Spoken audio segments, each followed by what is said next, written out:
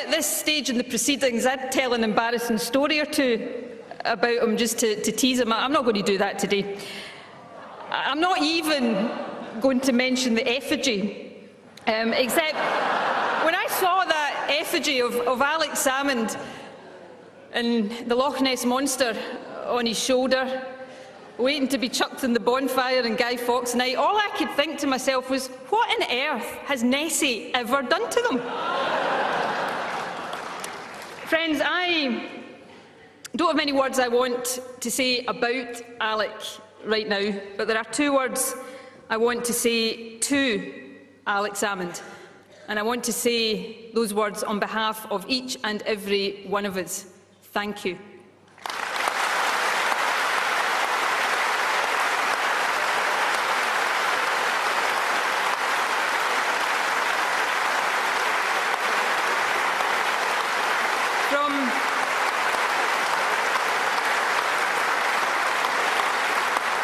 From me personally, thank you for being the best teacher any new leader could ever wish for. Thank you for being a support, a friend, a mentor to me over 20 years. And from all of us, thank you for being a wonderful leader. Thank you for being an outstanding First Minister. Thank you, Alec, for taking us closer to independence than we have ever been in any of our lifetimes. Please, conference, for the last time, raise the roof as we welcome our much-loved party leader, Scotland's First Minister, Alex Salmond.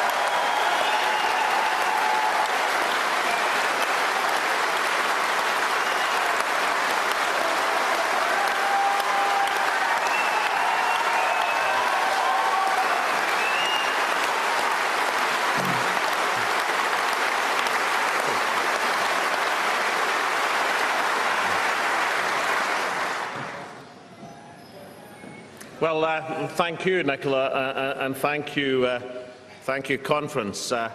Listening to what you had to say, waiting in the wings there, Nicola, I came to a decision. I have decided not.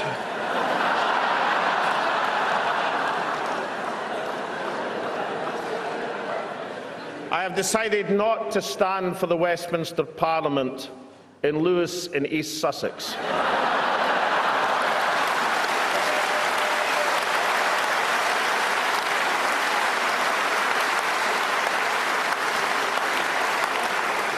West Sussex, maybe.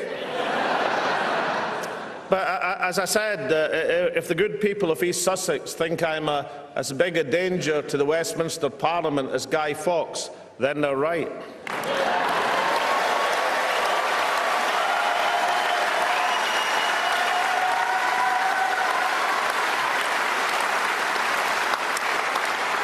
But friends, as I stand here before you today, the Scottish National Party has a massive lead in the polls at both Holyrood and Westminster. As of this morning, we now have 85,101 members.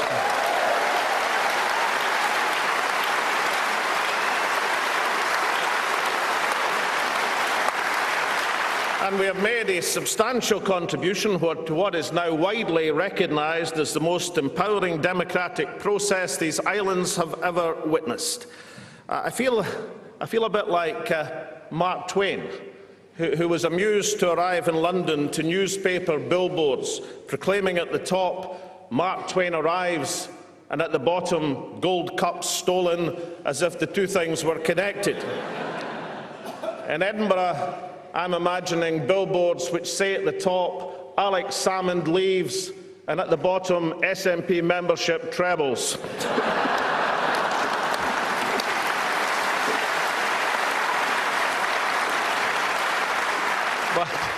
As I look out on each and every one of you, and I think of the 1.6 million people who stood with us on the 18th September 2014, let me start by simply saying this to you: thank you. Thank you for believing in this country. Thank you for working to persuade these 1.6 million people. Thank you for transforming this nation.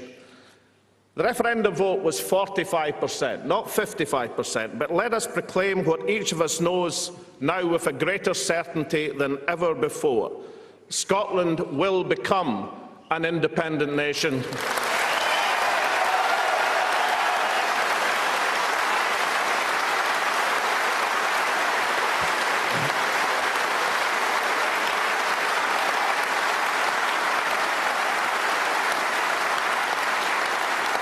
Because today I want to affirm what we did achieve on the 18th of September. Because while we lost the vote, we also won a great deal. At various times in our national story, Scotland has managed to snatch defeat from the jaws of victory. This time, out of defeat will come future success.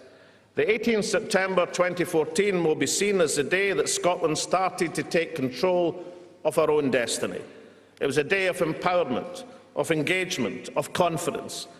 It reawakened in millions of Scots a sense of purpose. It ended forever the top-down politics of the past and ushered in a new era of engaged politics, the envy of the democratic world. So regardless of yes and no, let us all agree that from the 18th September 2014, the clear winner must be Scotland.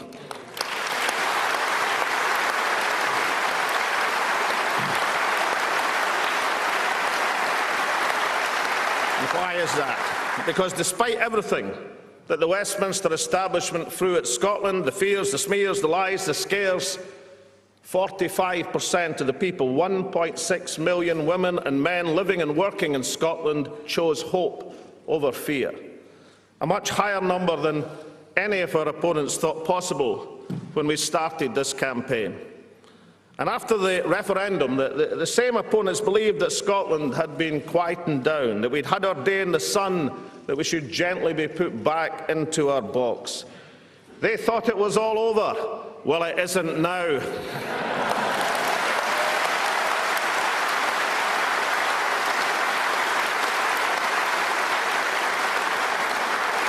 For Scotland, all has changed, and changed utterly.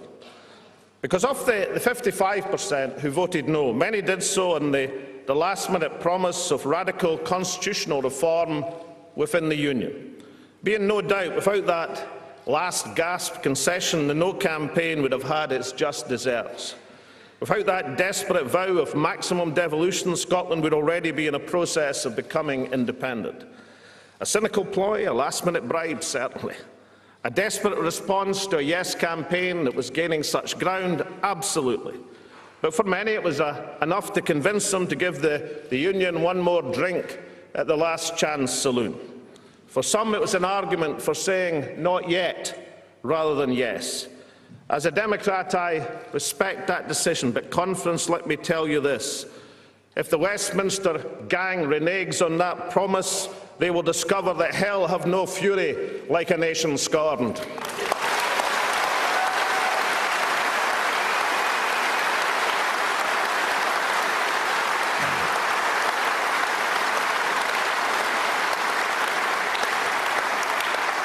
Now, Gordon Brown had a brief cameo as leader of Better Together.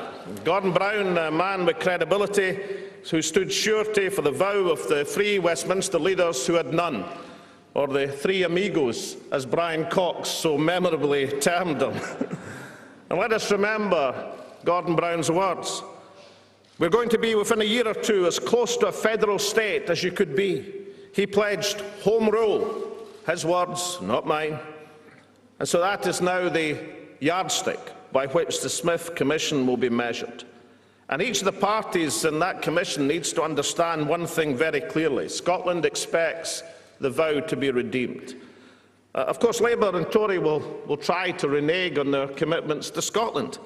The Prime Minister will try to renege. That's what Tory Prime Ministers do. Westminster Labour will try to renege. That's why Joanne Lamont called them dinosaurs.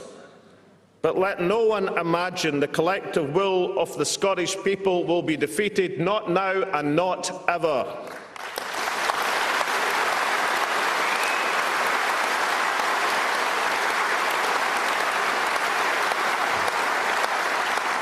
And of course that poses a real challenge for this party too. How we carry ourselves after a defeat is every bit as important as how we celebrate a victory. The nation expects us to accept the referendum result with dignity and grace. As Democrats, we did so. But it also expects us to champion Scotland's national interest in the vital months and years to come. As Scottish patriots, we will. That's why we meet as a party, invigorated as never before. Far from reflecting on what might have been, we are focused on what now must be. Our job is incomplete, but our role is clear. First, last and always, this party will argue Scotland's cause.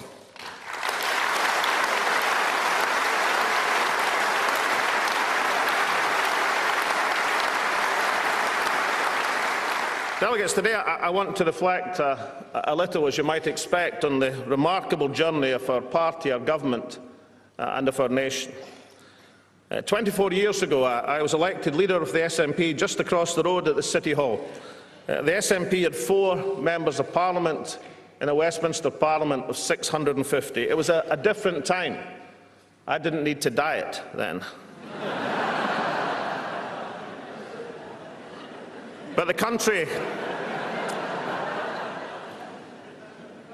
was in the grip of high Thatcherism. This prospect of even a Scottish Assembly seemed a distant dream. Now we have 72 parliamentarians across 3 parliaments. We have more councillors than any other party. We won the last 2 European elections. We hold the majority in our own national parliament. Confidence. Let us now set a target of winning our first UK general election in Scotland. Together we will ensure that the vow made to Scotland shall be redeemed in full.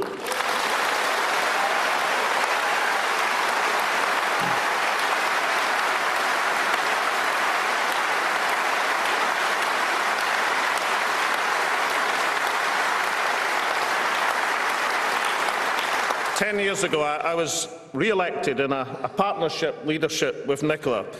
And then the SNP had 8,000 members. We actually signed the 8,000 member at our party conference. It was Bashir Ahmed's daughter who was our 8,000th member. We now have 10 times that number, ready and willing to pick up the gauntlet for Scotland. We have never been an ordinary political party, but now we are an extraordinary political party with a great task to be completed. Next week, our conference reconvenes in the Hydro Arena in Glasgow, the largest ever political conference across these islands. We are a party renewed. Let us resolve to involve each and every member in the work that lies before us, in the selection of candidates in the election to come. And let us be open and generous to allow some of the shining stars of the Yes movement to stand under the SNP banner, reflecting the historic shift that has taken place. These groups that emerged from the grassroots were wonderful. Women for Independence, Business for Scotland, the National Collective, and many, many more. Let us embrace them as candidates and ask our people a simple question. Who would you rather have representing this nation? The new people who awoke the national spirit, or the old Westminster parties who have done their best to break it? And